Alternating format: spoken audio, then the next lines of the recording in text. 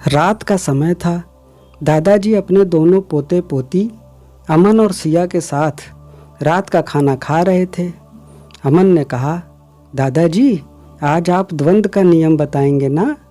दादाजी बोले, हाँ बिल्कुल बताएंगे। खाना खा लो, फिर छत पर चलकर आज इस द्वंद्व के नियम को समझेंगे। दादाजी और बच्चों ने खाना खाया और सोने के लिए छत पर आ गए। अमन ने कहा, दादाजी मैं तो खाना खाने के बाद पानी पीना ही भूल गया। दादाजी ने कहा, कोई बात नहीं, अच्छा ही हुआ तुम भूल गए। खाने के बीच में या खाने के तुरंत बाद पानी नहीं पीना चाहिए। लेकिन अब जाओ, पानी पी लो, फिर आओ। आज हम द्वंद्व के नियम को पानी से ही समझना शुरू करेंगे।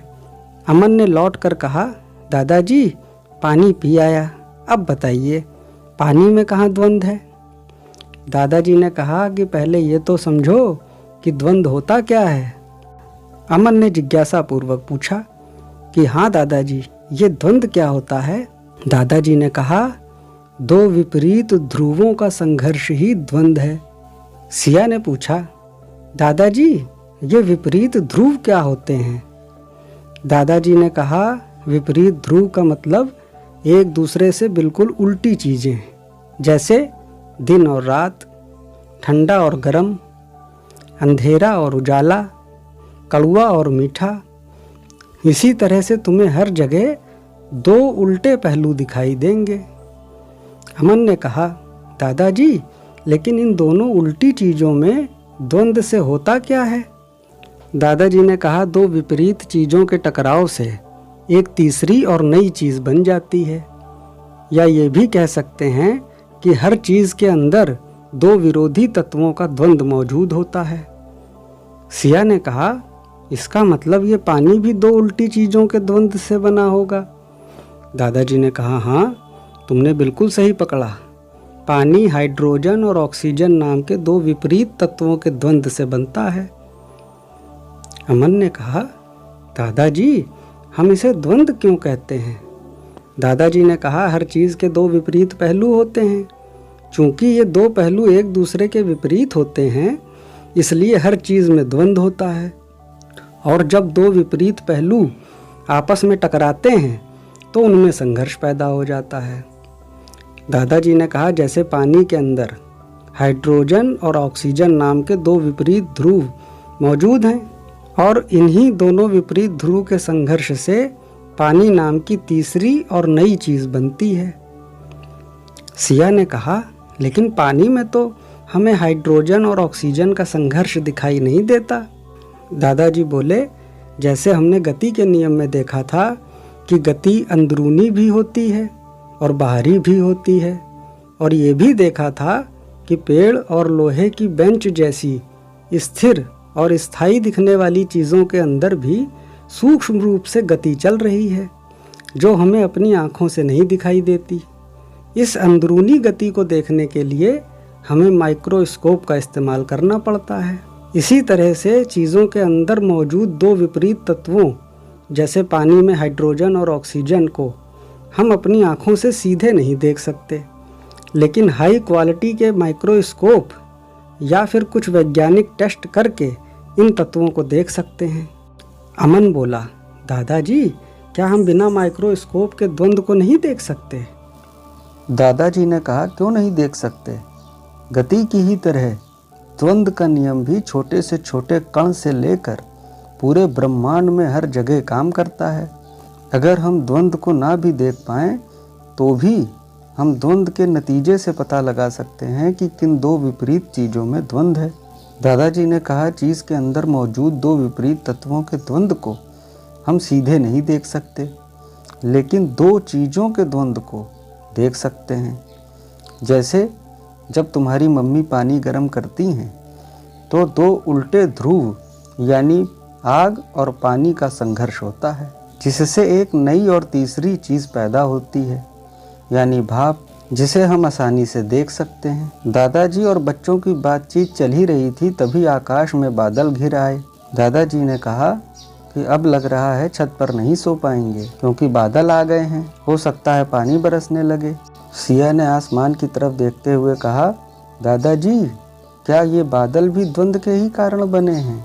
दादाजी ने कहा, हाँ, जब सूरज की गर्म धूप समुद्र के पानी पर पड़ती है तो बादल बन जाते हैं, यानी एक नई चीज़ पैदा हो जाती है, और यही बादल बारिश का कारण बनते हैं। यही तो प्रकृति के नियमों की खासियत है कि वो हर जगह हर पल खुद को लागू कर रहे हैं और छोटे से छोटे स्तर से लेकर बड़े से बड़े स्तर तक सक्रिय हैं। लेकिन बच्चों, क्या तुमने कभी सोचा है कि जैसे पानी एक चीज़ है तो वो पानी ही क्यों है, कुछ और क्यों नहीं है?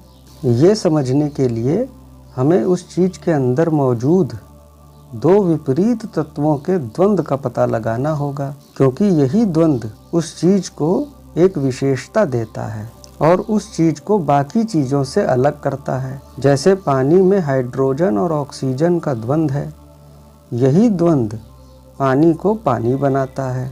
अब सोचो, आखिर आलू आलू ही क्यों है, वो लौकी क्यों नहीं है? तो इस सवाल का जवाब तुम्हें आलू के अंदर मौजूद दो विपरीत तत्वों से मिलेगा, जो उसे बाकी चीज़ों से अलग एक विशेष सब्जी यानी आलू बनाते हैं।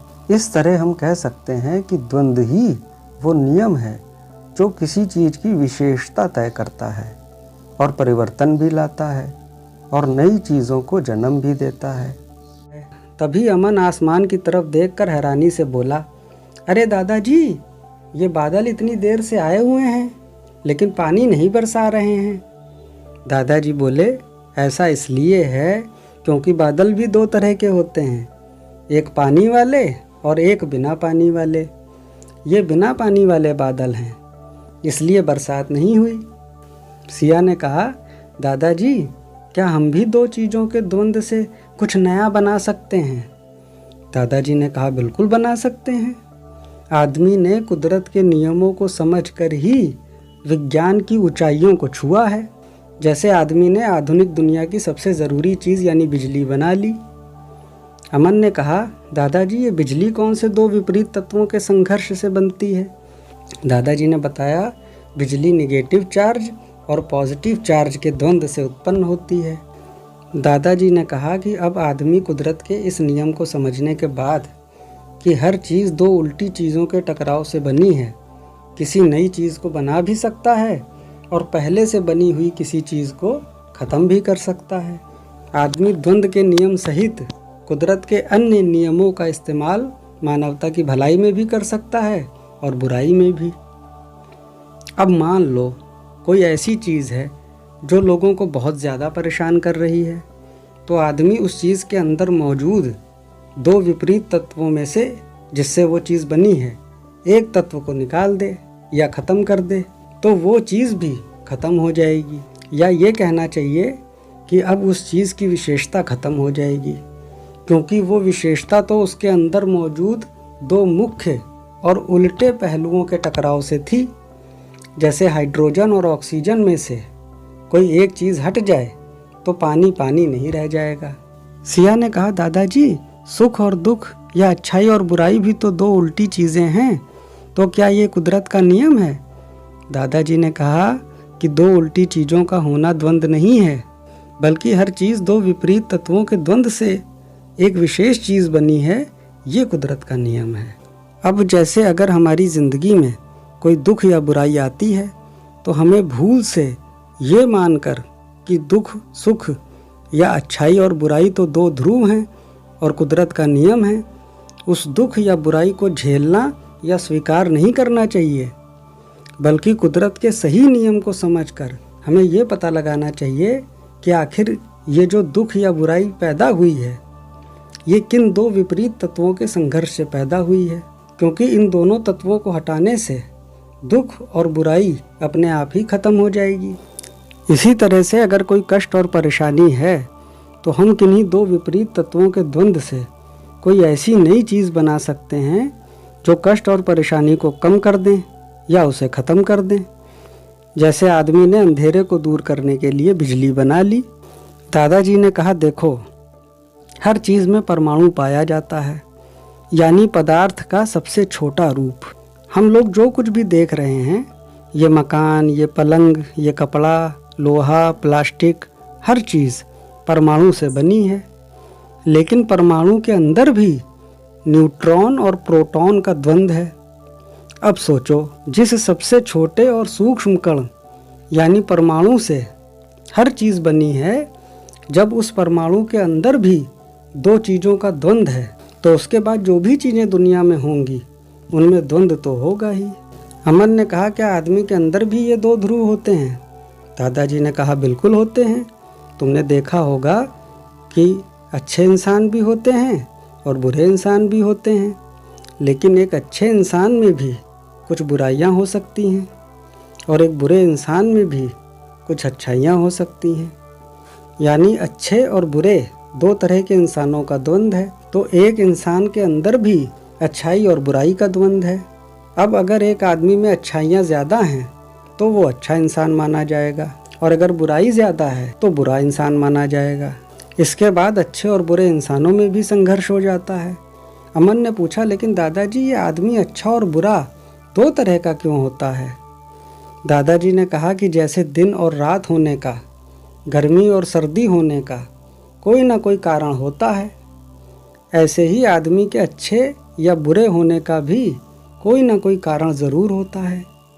लेकिन इसका पता हम तब लगाएंगे जब हम कुदरत के एक दूसरे नियम यानी कारण के नियम को समझेंगे। सिया बोली, इसका मतलब अगर आदमी के बुरे होने का कारण ख़त्म कर दें तो सब इंसान अच्छे हो जाएंगे। दादाजी ने कहा कि सिया बिटिया, तुम बिल्कुल सही समझी। यही तो मानवता की तरक्की का सूत्र है। और अगर हम इन कुदरत के नियमों को अच्छी तरह जान और समझ लें तो सही मायने में पूरी दुनिया को खुशहाल और उन्नत बना सकते हैं। अमन ने कहा, दादाजी अगर हर जगह द्वंद्व है तो इस मकान में भी द्वंद्व होगा जिसकी छत पर हम लोग सोते हैं।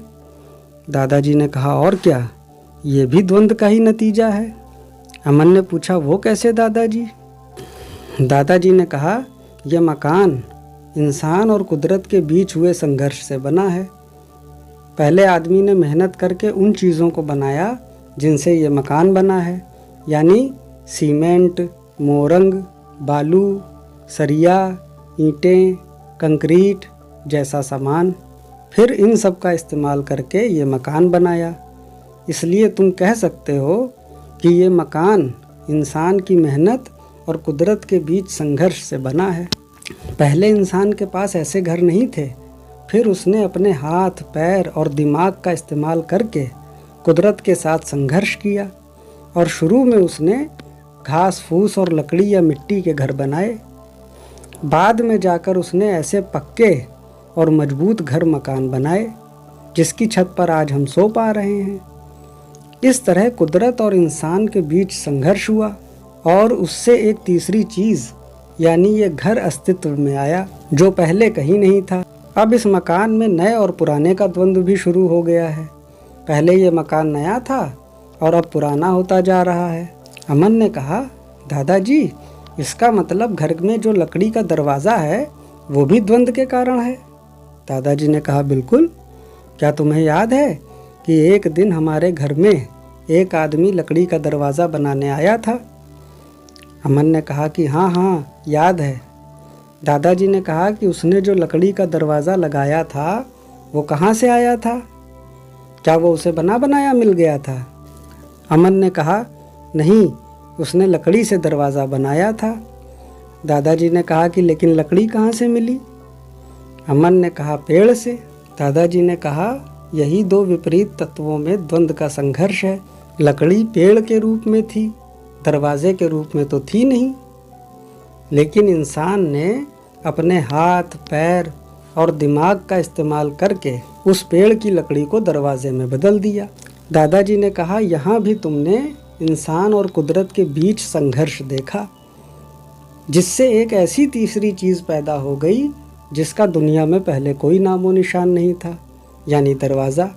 सिया छत पर चल रहे टेबल फैन की तरफ इशारा करते हुए बोली, दादाजी क्या इस पंखे में भी द्वंद्व है? दादाजी ने बताया, हाँ, ये पंखा भी द्वंद्व की वजह से ही चल रहा है। देखो, इसमें जो बिजली के तार लगे हैं उनमें एक तार निगेटिव है और एक पॉजिटिव, इन दोनों के द्वंद्व से ही पंखा चल रहा है। और ये पंखा भी हमारे घर की तरह इंसान और कुदरत के बीच संघर्ष का नतीजा है। पहले आदमी गर्मी से बहुत परेशान हो जाता था।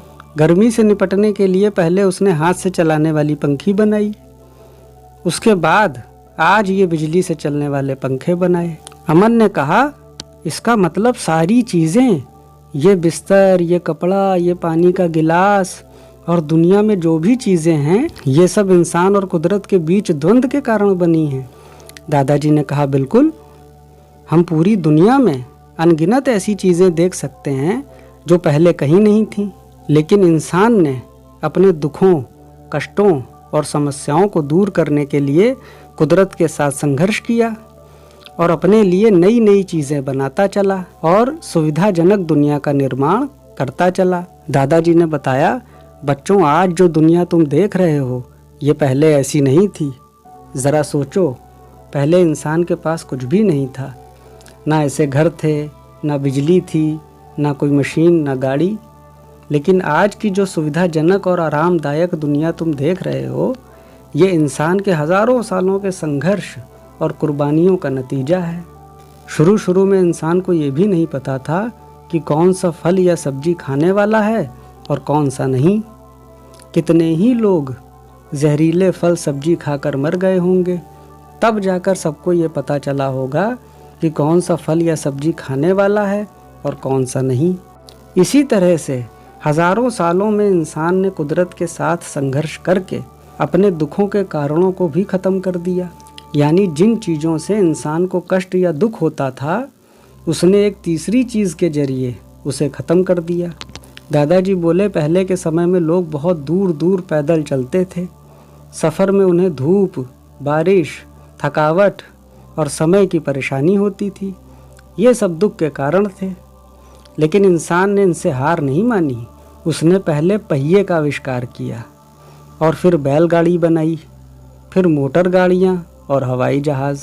अब लोग बहुत दूर तक आराम से और तेज़ी से आ जा सकते हैं। अमन ने कहा, दादाजी, इसका मतलब द्वंद्व भी गति के नियम की ही तरह हर जगह मौजूद है। दादाजी बोले, गति और द्वंद्व ही नहीं, प्रकृति का हर नियम हर जगह मौजूद है और एक दूसरे से जुड़ा हुआ है। प्रकृति के ये नियम हर पल, हर जगह काम कर रहे हैं। ये नियम इस तरह से एक दूसरे के साथ गुथे हुए हैं कि कोई चाह कर भी इन्हें अलग नहीं कर सकता। हालांकि मैं तुम लोगों को ये नियम अलग अलग करके समझाने की कोशिश कर रहा हूँ, लेकिन फिर भी वो अलग नहीं हो पा रहे हैं। सिया ने कहा कि क्या आदमी के दिमाग में भी द्वंद्व का संघर्ष है? दादाजी ने कहा, हाँ, उसमें भी है। सिया ने कहा, वो कैसे होता है दादाजी? दादाजी बोले, जैसे याद करो, एक बार तुम्हारा खिलौना अलमारी के ऊपर रखा हुआ था और तुम उसे उतार नहीं पा रही थी क्योंकि तुम्हारा हाथ अलमारी तक नहीं पहुंच रहा था। इसी कारण और परिस्थितियों ने तुम्हारे दिमाग में द्वंद्व पैदा कर दिया कि कैसे खिलौने को अलमारी से नीचे उतारा जाए। लेकिन जैसे ही तुम्हारी नज़र कमरे में रखे स्टूल पर पड़ी, तुम्हें समस्या का हल मिल गया और तुमने स्टूल पर चढ़कर खिलौना उतार लिया। दादाजी ने कहा कि तुम्हारे दिमाग में पैदा हुए द्वंद्व के दो विपरीत तत्व पता है कौन से थे? सिया ने कहा, नहीं दादाजी, आप बताइए। दादाजी ने कहा कि खिलौने का ऊंची जगह पर रखा होना और तुम्हारा छोटा होना, यही दो विपरीत पहलू थे जिन्होंने तुमको परेशान कर दिया। लेकिन जैसे ही तुमने इन दोनों में से एक पहलू को गायब कर दिया, यानी स्टूल पर चढ़कर अपनी हाइट बढ़ा ली, वैसे ही तुम्हारी परेशानी भी दूर हो गई। दादाजी ने कहा, इसी तरह कई बार आदमी सोचता है, क्या करें क्या ना करें, ऐसा करें कि वैसा करें। आदमी द्वंद्व में होता है और किसी नतीजे पर नहीं पहुंच पाता। लेकिन जब वो दिमाग में चल रहे इस द्वंद्व को दूर करने के लिए दिमाग के बाहर मौजूद किसी ऐसी तीसरी चीज़ के संपर्क में आता है जिससे उसकी समस्या हल हो सकती है, तो उसके दिमाग के अंदर चल रहे द्वंद्व का भी खात्मा हो जाता है। यानी बाहरी चीज़ों और कारणों से दिमाग में द्वंद्व पैदा होता है और बाहर ही उसका समाधान भी मौजूद होता है। इसका मतलब इंसान के दिमाग में जो द्वंद्व और संघर्ष होता है वो बाहरी भौतिक जगत और उसमें मौजूद चीज़ों में जो द्वंद्व है उसका प्रतिबिंब और आईना होता है। दादाजी ने कहा, दिमाग में विचारों के द्वंद्व का एक और उदाहरण देखो। तुम शाम को कह रही थी कि मैं टीवी पर कार्टून देखूंगी, लेकिन अमन ने कहा कि नहीं, मैं तो फिल्म देखूंगा। सिया ने कहा, तुम फिल्म देखोगे तो मैं क्या करूंगी। अमन ने कहा कि और तुम कार्टून देखोगी तब मैं खाली बैठ के क्या करूंगा। फिर तुम दोनों में बहस हो गई और फिर तुम लोगों ने तय किया कि ना कार्टून देखेंगे और ना फिल्म, बल्कि हम लोगों को बाहर चलकर मैदान में खेलना चाहिए, जिसमें दोनों का मन लगा रहेगा और मज़ा आएगा। इस तरह कार्टून देखने और फिल्म देखने वाले दो विपरीत विचारों में संघर्ष से एक तीसरा विचार निकला कि हम दोनों को मैदान में जाकर साथ में खेलना चाहिए। दादाजी ने कहा, हमारे विचार और कुछ नहीं, बाहरी दुनिया में मौजूद चीज़ों का प्रतिबिंब है, और बाहरी दुनिया और चीज़ों में जो द्वंद्व है वही द्वंद्व हमारे विचारों में भी प्रकट होता है। जैसे तुम कहीं जा रहे हो और तुम्हारे सामने दो अलग अलग रास्ते आ जाएं, तो तुम्हारे दिमाग में ये द्वंद्व पैदा हो जाएगा कि किस रास्ते पर जाना है। यानी द्वंद्व दिमाग के अंदर पैदा हुआ, लेकिन उसका कारण और आधार दिमाग के बाहर दो रास्तों के रूप में मौजूद था। सिया बोली, दादाजी अब समझी, आपका मतलब है जैसे हमने गति के नियम में देखा था कि एक गति चीज़ के अंदर होती है और एक गति चीज़ के बाहर भी होती है जो उस चीज़ को ही चला देती है। ऐसे ही द्वंद्व के नियम में भी होता है। द्वंद्व चीज़ों के अंदर भी होता है और दो चीज़ों के बीच में भी द्वंद्व होता है। अमन ने कहा कि दादाजी, अगर द्वंद्व के नियम में दो उल्टी चीज़ें होती हैं तो सुख और दुख और अच्छाई और बुराई जैसी चीज़ें भी हमेशा रहेंगी, क्योंकि ये कुदरत का नियम है। दादाजी बोले, कुदरत का नियम तो ये है कि कुछ भी हमेशा के लिए नहीं होता, और तुम यहाँ भूल गए कि सिर्फ विपरीत चीज़ों का होना ही द्वंद्व नहीं है, बल्कि इन दोनों विपरीत चीज़ों में संघर्ष से तीसरी चीज़ का जन्म लेना भी द्वंद्व का हिस्सा है। दादाजी ने कहा कि द्वंद्व का नियम ही दुनिया में नई चीज़ें और परिवर्तन लाता है। यही नियम तो दुख और बुराई को ख़त्म करने वाला नियम है। ये उन्हें स्थायी कैसे बना सकता है। दादाजी ने कहा कि सुख और दुख और अच्छाई और बुराई नियम नहीं है। अगर हम दुख या बुराई को स्थायी मान लें तो ये हमारी बहुत बड़ी भूल होगी और कुदरत के ही दूसरे दो नियम यानी गति और परिवर्तन के नियम के खिलाफ होगा, क्योंकि हम देख चुके हैं कि हर चीज़ में गति है और यही गति एक दिन परिवर्तन लाती है। गति और परिवर्तन के नियम के कारण कोई भी चीज़ स्थिर और स्थायी नहीं हो सकती, इसलिए दुख और बुराई भी स्थायी नहीं हो सकते। दादाजी ने कहा कि हमें द्वंद्व के नियम को बहुत बारीकी से समझने की ज़रूरत है। उन्होंने कहा कि पहले तुम्हारे पास साइकिल नहीं थी तो तुम्हें सामान लाने के लिए दूर तक पैदल जाना पड़ता था, जिससे तुम्हें कष्ट होता था और देर भी लगती थी, जिसके कारण तुम्हें दुख भी होता था। लेकिन अब साइकिल से जाकर तुम जल्दी से सामान ले आते हो। इसी तरह से इंसान ने अपने हजारों सालों के सफ़र में बहुत से कष्ट और दुख के कारणों को दूर कर दिया है। यानी जिनसे पहले कष्ट और दुख होता था, इंसान ने उनके कारणों को ढूंढकर और उन्हें दूर करके अपने कष्टों और दुखों पर विजय पाई। इसलिए बच्चों, ऐसा ना हो कि तुम भूल से दुख और बुराई को स्थायी मान लो कि ये तो हमेशा से रहा है और हमेशा रहेगा। अगर ऐसा होता तो दुनिया आज इतनी तरक्की नहीं कर पाती। इंसान ने पीढ़ी दर पीढ़ी संघर्ष करके अपने जीवन को सुविधाजनक और अच्छा बनाने की कोशिश की है। दादाजी ने कहा कि कुछ ऐसे दुष्ट लोग होते हैं जो दूसरों को दुख देकर ही अपना सुख हासिल करते हैं, इसलिए वो अपने सुख को स्थायी बनाने के लिए दूसरों के दुखों को स्थायी बनाने की कोशिश करते हैं। ऐसे दुष्ट लोग ही दूसरों को दुख सहने की गलत नसीहत देते हैं और समझाते हैं कि दुख तो हमेशा रहेगा, क्योंकि वो जानते हैं कि इसके दुख पर ही हमारा सुख टिका हुआ है।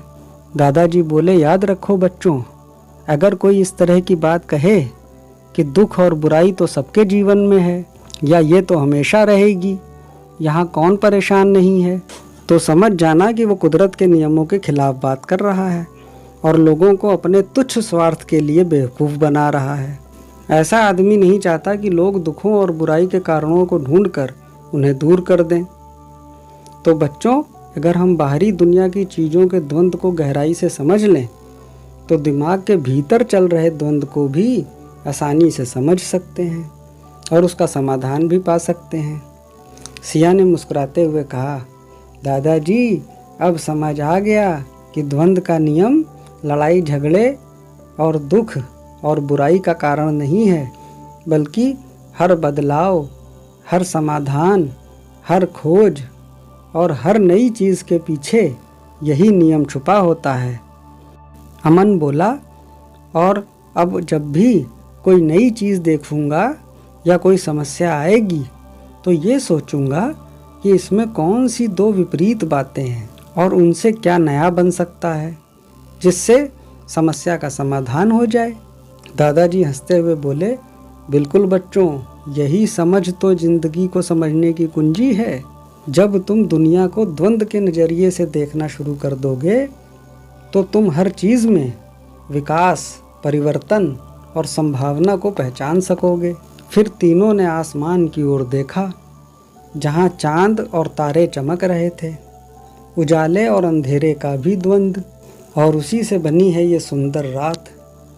दादाजी बोले, चलो अब सोने का समय हो गया। सिया बोली, दादाजी, सोने में भी द्वंद्व है क्या? दादाजी बोले, हाँ, ये भी द्वंद्व का ही हिस्सा है, मतलब जगना और सोना। यानी हम दिन भर जगे हैं, इसलिए अब सोना भी ज़रूरी है ताकि कल सुबह फिर से जाग सकें और फिर से सुहानी सुबह की ताजगी को महसूस कर सकें। देखो, यही जगने और सोने का द्वंद्व हमारे लिए रोज़ एक खूबसूरत और सुहानी सुबह लेकर आता है।